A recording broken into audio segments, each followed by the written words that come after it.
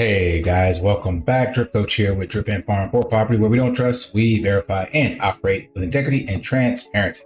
Today, we're diving into a discussion about the recent approval of the Spot Bitcoin ETF and what this means for Bitcoin's future. Could this be the beginning of a massive surge in Bitcoin prices, or is this a Trojan horse for the US financial system? So stay tuned. Want to pay your in real life bills with crypto?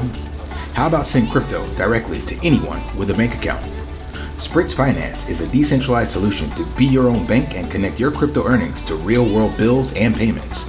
They do not take custody of your assets and allow support on multiple blockchains and Web3 wallets.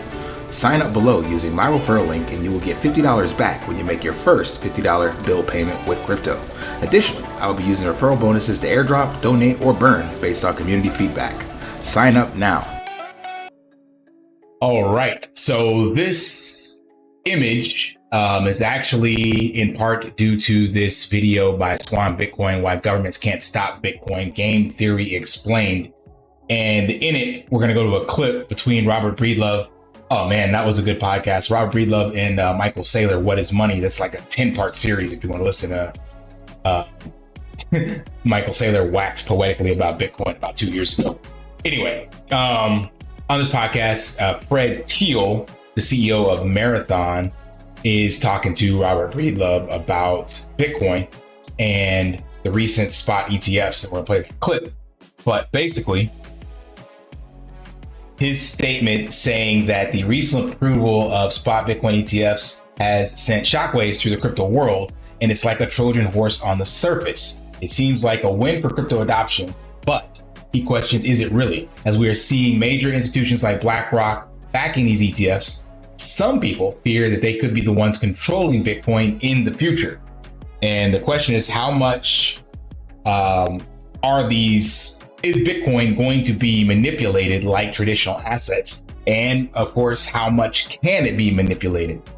And we're gonna listen to that clip and then kind of break it down a bit and see what you guys think. And stacking Bitcoin as a strategic reserve asset. And as Marathon CEO Fred Thiel lays out in this clip from Robert Breedlove's podcast, a Bitcoin strategy even has the bonus potential of easing the massive debt burdens of these nation states. The U.S. needs to fund its debt somehow. And if people aren't buying dollars or putting things in dollars, that is a precarious situation. So that leaves the U.S. with only a couple of alternatives. They either have to let the dollar drop in value significantly and have high inflation so they can inflate away the debt, but that would be disastrous. The other thing they can do is they can invest in an asset like Bitcoin, which will over time appreciate in value. And if it can appreciate at a rate faster than the US total debt appreciates, then now you have something you can use to offset the debt over time. And if the US were to hold 2 million Bitcoin, and that Bitcoin goes to $20 million over 10, 20, 30 years, then now all of a sudden the US would be holding at $20 million, roughly 40 trillion plus. Well, the federal debt today is 35 trillion and growing. I'm gonna pause there because it's interesting. He said that, and of course we know that the national debt continues to grow. So the question would be, would it be 40 trillion in 20 years from now or not? Michael Saylor did say his 20-year thesis is 13 million for Bitcoin. So Fred Thiel is saying 20. Like, I have no idea what it would be, but we know that this will continue to grow. And the current projection on Statista, is that it should be 54 trillion by 2034. So just 10 years from now, it's going to damn near double. So even holding 2 million Bitcoin it'll help for sure. But here's the Trojan horse issue that kind of on this picture. And Michael Saylor mentioned this as well, because you will definitely have the uninformed that will support this. And what I mean is that in order for Bitcoin to go to 1 million, 2 million, 10 million, whatever it is, that means fiat, nation states, sovereign wealth funds, that has to get funneled into Bitcoin and boost that price. And that also means that someone else is selling that Bitcoin at that price. So like Michael Saylor said, everything goes to zero against Bitcoin. So at some stage, this number here becomes so attractive to not the long-term hodlers, but those that are just looking to accumulate higher dollar value, or whatever their currency is, they will sell, 200,000, 300,000, 500,000. So if a nation state, a government, a central bank, whatever, is able to pump money into Bitcoin, then that makes this value continue to go up. And at some stage, that is very attractive for miners and validators and people that are hodling, whatever the case may be. They're like, oh, I'll sell at this price. And then that's where this comes in, because the country that is pushing that price up is able to accumulate more and more Bitcoin. Now, there's only 21 million. And then when you count the fact that within our time frame, you're watching this video now, that number that's available right now is going to change much. The last Bitcoin is mined in like 2140, 100 years from now or something ridiculous. So, and some Bitcoin has been lost. So there's about 18 million. And according to CoinGlass, there's only about 2.37 million available to be traded right now. And that could be like on a daily basis. Obviously that goes up and down. And of course, as the price gets higher, some people that have been hodling and never moved their Bitcoin out of wallets may decide out of cold storage, like, here, now it's time to take profits and sell some. So this number can always change. And we know that there's about 19.8 million in circulation right now. So there's 17 million that people have moved off into cold storage, or they don't have on exchanges, they have in their own wallets. So the point is that this could be an end game. I have no idea. But the good news about this, like, even if it is like, you watching this video now, you being tapped into Bitcoin in the space, you would see this coming. Like, it can't just hit you overnight. Like, literally, you're going to see the price of Bitcoin start to creep up. You'll see the stats about Bitcoin that hasn't moved in years starting to be moved. Like, that will let you know that people that were long-term hodlers are now selling or moving their Bitcoin, or whatever the case may be. You'll see the amounts that nation states have slowly start to creep up. Like, there's no way for them to just buy the 2 million sitting on the market right now. They're gonna have to accumulate that over time. And as they do, you can watch those moves. And if you're bullish on Bitcoin, it doesn't matter how much, in my opinion, nations hold, because each nation is going to be trying to compete against a slice of that pie. The whole point of Bitcoin is that it's decentralized. And as long as the miners and stuff are in different countries across the globe, there's no way to corner that market. And miners will continue to validate because of what we just said. If that Trojan horse is legit, well, now they're able to mine the 900 Bitcoins per day and sell fractions of it, because the price of it has skyrocketed in whatever country that they're mining in. So I believe this is possible, but I don't believe it's as detrimental as it was during the actual Trojan horse days, because we see this coming. We would know what's happening, and you can actually capitalize on it. Again, if you're buying Bitcoin at these prices, and nation states and central banks, governments, sovereign wealth funds, or whatever are hiking up the price, you know that, and then you can continue to dollar cost average at these prices, buy in, or even, sell out and hope to buy the dip, because if they are manipulating it, then they would control the ebb and flow of it like they've done with other assets, potentially. So let's finish the rest of this interview or questioning. And there's no way the government can service that debt at current inflation levels, interest rate levels. Yeah. Right? And so the minute the US does it, they will now have the ability to project power in the Bitcoin market, because they will have pricing power because of their supply, just like they do with the Strategic Petroleum Reserve. Why does the administration sell oil out of the Strategic Petroleum Reserve? To drop the price of gasoline, to lower inflation. Right? Why does the Strategic Petroleum Reserve exist? Well, it was to protect us from price shocks in the outside market. Well, today the US is arguably the largest oil producer in the world. And so they have the ability to not suffer the consequences of high international oil prices in the same way. But if the US does it, then everybody else is going to have to do it, because you can't be a country and not have a strategic reserve of Bitcoin if all the other countries have it. Right. And countries like Russia, China, and others look at Bitcoin as a neutral currency that isn't controlled by a government or a country, that allows them to trade independent of any sanctions the US would ever do. And so if the US wants to keep them from trading in violation of sanctions, they have to also have enough Bitcoin so they can impact that market.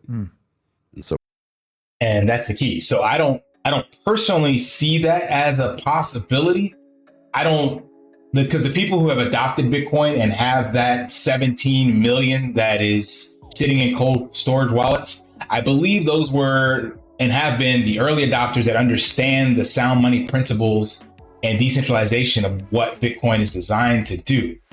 I'm sure a fraction of them will actually sell out at some stage because it'll look attractive enough, but I just don't believe enough of them would be willing to give up that sovereignty that they've accumulated over the years, and seeing how the government has just destroyed their wealth. I don't see them as selling it to give that foothold, like Fred Thiel said, to a government to control a majority of it. And there is only so much left to be mined. So out of all of this is already spread out across a number of countries. And yes, there is large pockets in the US and China, but make no mistake, other countries have their finger in the pie as well. So, and going back to what he just said about how countries, and we saw this with Russia and stuff like that, creating sanctions, other countries, smaller countries, saw that power play as well with the US dollar. So do you think they would sell their Bitcoin to the US? Like, probably not, right? So I would assume over time it gets more decentralized because of it personally, but that doesn't stop countries from trying to corner the market.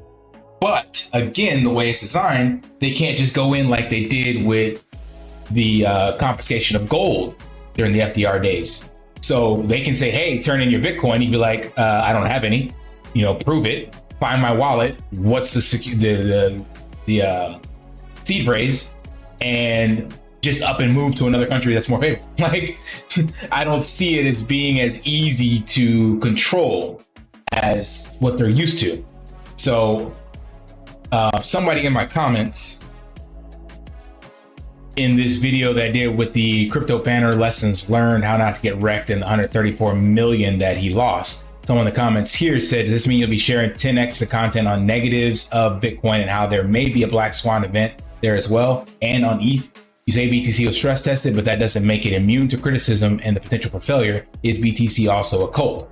So there's some valid points here. And I would say, yeah, in regards, it is a cult.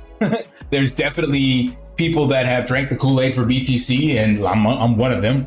But what I commented to him is like, it's the best of the evils that we have. It's an interesting perspective. There are definitely some potential black swan events for BTC, but it's the best option for wealth preservation outside of country and government control. So for me, there's no point in diving into all the what if scenarios because there's no second best alternative outside of living off the grid and a self-sustainable cabin/hut.